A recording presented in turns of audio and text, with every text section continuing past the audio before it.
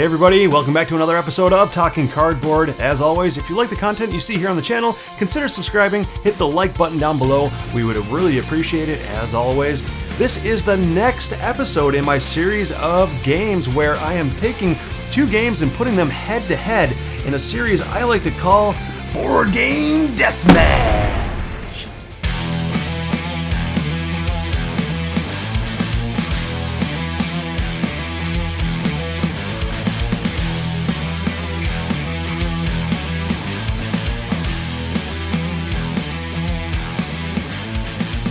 Alright, and like you saw here in the title of the video, this is episode number 2 of Board Game Deathmatch, where we take a look at two similar games and hit them head to head with one another, and basically just kind of talk about some of the pros, some of the cons, mostly some of the things I really enjoy about both of these games, because I am only choosing games from my personal collection to kind of hit head-to-head together, and this is not necessarily a list or a competition between which game I like better. This is more of a competition of if these two games were on a shelf side by side at a store, which game would I suggest to the common board game player? Like, which one is more accessible, which one is kind of more fun for a broader range of people, and that sort of thing.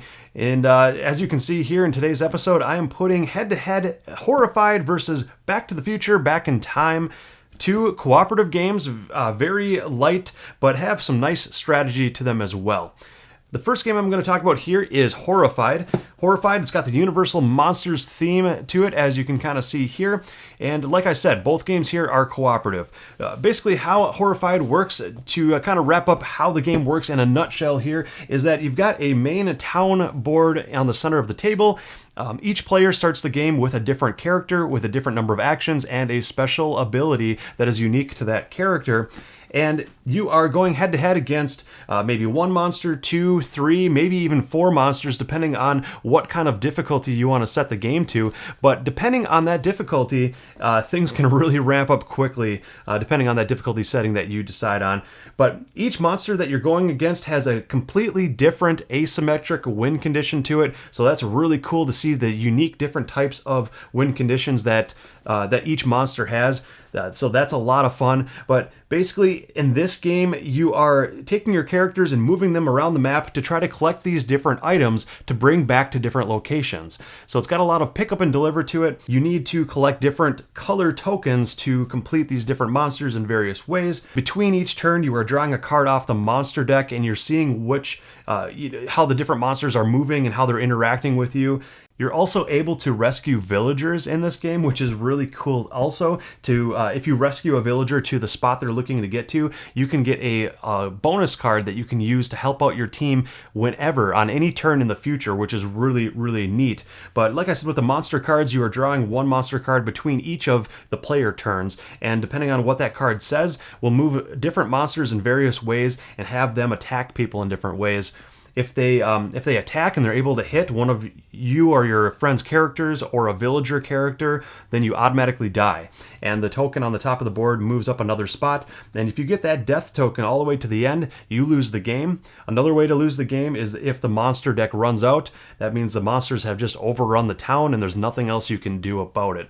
So, like I said, at the core, at the heart of this game, it is pick up and deliver, getting these different items. But if you're not into pick up and deliver style games, if that doesn't sound too interesting to you, it's just the way the cooperative aspect in this game works. It works so well, and don't let that detract you. Don't let even the theme or any of the mechanics that I'm talking about, don't let that detract you from trying out this game, because it's just a game that I highly, highly recommend for people who are looking for a nice entry-level weight cooperative game to add to their collection. All right, and now moving into Back to the Future, Back in Time, a similar game in some ways, similar weight for the gameplay, kind of the entry-level cooperative style game, and designed by the same group here, Prospero Hall, designed both games, and I love them both. A lot. But in Back to the Future, Back in Time, yes, it is an entry-level weight cooperative game, but it plays completely differently than Horrified.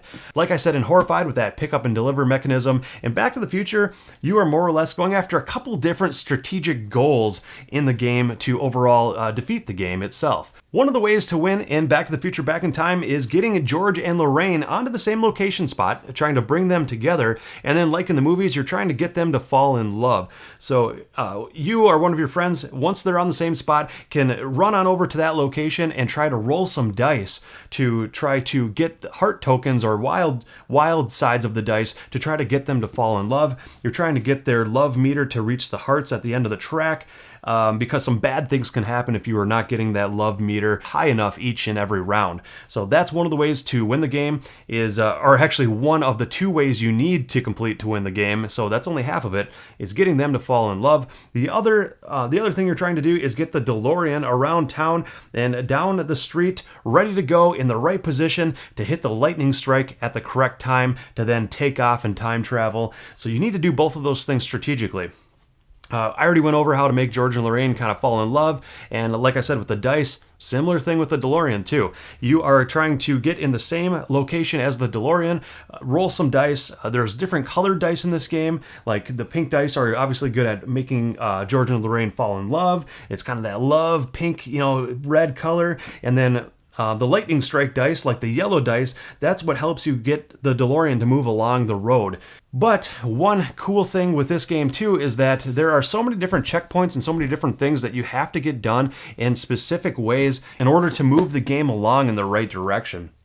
For example, when you're moving the DeLorean, you get it to Doc Brown's house. If you don't have the 3 items that you need, which is the cable, the hook, and some fuel to move the DeLorean along, the DeLorean is stuck in Doc Brown's driveway until you collect those items and get them to Doc Brown's house. So you're not only just rolling these dice to try to make George and Lorraine fall in love and rolling some different colored dice to move the DeLorean along, but you need the different parts of the DeLorean to Doc Brown's house to continue on that smooth process of moving that DeLorean forward to get it to the right spot for that lightning strike. So there are also 2 other colored dice. There are blue dice and green dice. So what I haven't gone over in this game yet is that you have these different scenes or like scheme cards that are around the board that you can complete for bonus items to help you along, and the green dice are really good at completing that. Green dice are also good at collecting the items that you need for the DeLorean, and then also, very, very thematic to the movies is the blue dice are good at hitting Biff down and knocking him down so that he can't interfere with your plans. Because there is a Biff character in this game, a Biff figure that's running around the map, and if he ends up on the same location as George and Lorraine, he can actually make them not fall in love any longer and move that love meter back down to either 0 or even in the negatives. And depending on where that love meter is, if it's at 0 at the end of a round, you can see the family photo start to fade. And if it's in the negatives, then 2 of the pieces of the family photo start to fade. And that's actually one of the ways you can lose the game, is if the entire photo fades away, you have lost. And the other way that you fail is at the end of the time tracker, which moves the game along. If the DeLorean is not in the right spot for the lightning strike and George and Lorraine are not falling in love, at the end of that time marker, you lose the game as well. So really, really cool. You're not only trying to manage knocking Biff down, so you slowing him down so he can't interfere with you, but you're also trying to collect these different parts for the DeLorean. You're trying to move the DeLorean around. You're trying to manipulate George and Lorraine to try to get them on the same spot. And there's just so many moving parts, and I would say this is more of a step-up game compared to Horrified. It's definitely got a little bit more complexity and a little bit more weight to it, but I would still recommend both games as kind of a more entry-level style cooperative game if you're looking to get that style game and add it to your collection. But like I said, with this, there's a lot of puzzly moving around with rolling a bunch of dice and trying to get different tokens for dice manipulation and really manipulating those dice to roll in your favor, whereas Horrified is more of trying to strategize on how to use your actions the best you can to pick up tokens and bring them to the right locations in order to defeat the different monsters. So pick up and deliver. This one is more dice rolling. I love both games for different reasons. I would say Back to the Future is definitely a little bit more complex and a lot more difficult to defeat. But then again, Horrified can become more difficult to beat as well as you ramp up the difficulty with adding more monsters to the game. All right, and now to the moment you've all been waiting for. It is a decision time. If these 2 games were head-to-head in head-to-head combat, which game would survive the battle? Oh, and like I alluded to at the beginning of this video, and what I'm going to do in every video for this series is I'm going to choose a game that's a little bit more accessible and that would maybe bring more people into the hobby, or one that you can more safely add to your collection that I think more people would enjoy on average.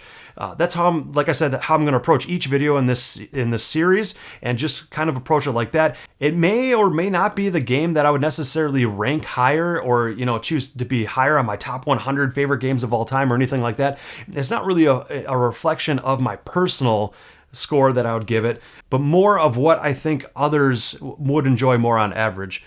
So, boy, oh boy, is this a tough one. First, let's just start with my personal ratings, just to kind of give you an idea of where my personal ratings stack up against what I would choose to win this fight. And let's start with Back to the Future. Back to the Future, Back in Time, on the Board Game Geek rating scale, I give this one an 8.5 out of 10, whereas Horrified, I give this game a 9 out of 10.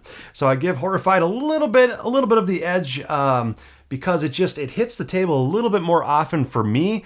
But, Back to the Future, Back in Time, the rating is definitely going up for this game as well. And it's not necessarily based on the themes at all. I can, take or leave any of the themes. I like them both equally.